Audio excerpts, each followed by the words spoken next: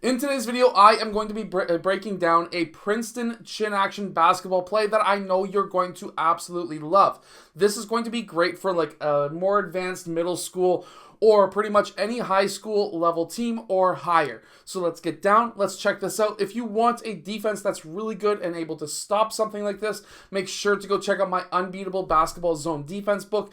That will be able to trap the corners, double the low post, and not allow any player open. So definitely go check that out. Okay, so in this first part of the play, we are going to start with player 5 in the middle of the free throw line. He can start, or at least he can take a hop over towards that ball side when he receives, or when player 2, receives that pass. When this happens, player 5 is going to be back screening player 1, and player 1 is going to be then cutting to that low block.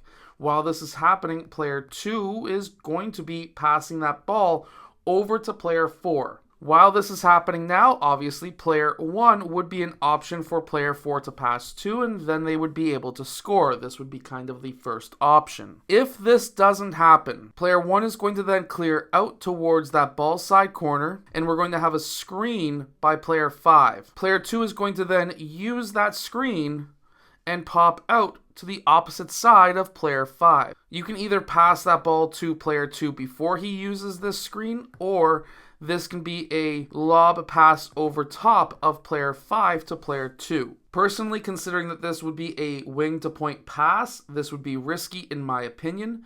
I would much rather have player 2 receive that pass first and then get this screen. That's myself personally. Player 2 is then going to use this screen, and player 2 is going to then attack that paint.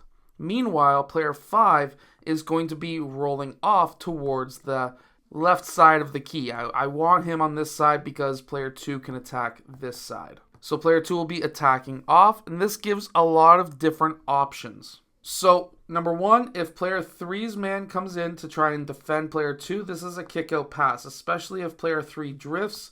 This can be a kick pass over to player 3 for a three-point shot. Player 2 could also attack the paint and get a potential layup. He could pass to player 5, who would then get a potential layup. He could also attack the baseline and do a hammer-style pass out to player 1. These are all options. However, if nothing is open, let's say player 3 drifted, player 2 can then reverse dribble out, player 4 and 1 can then fill up, and we can then go into 5 out. I've said this in lots of different videos, I personally prefer running 5 out after a set play. Now, another option that you have is to have player 1 pass the ball to player 2. When this happens, I really like to start with this back screen. I really like that.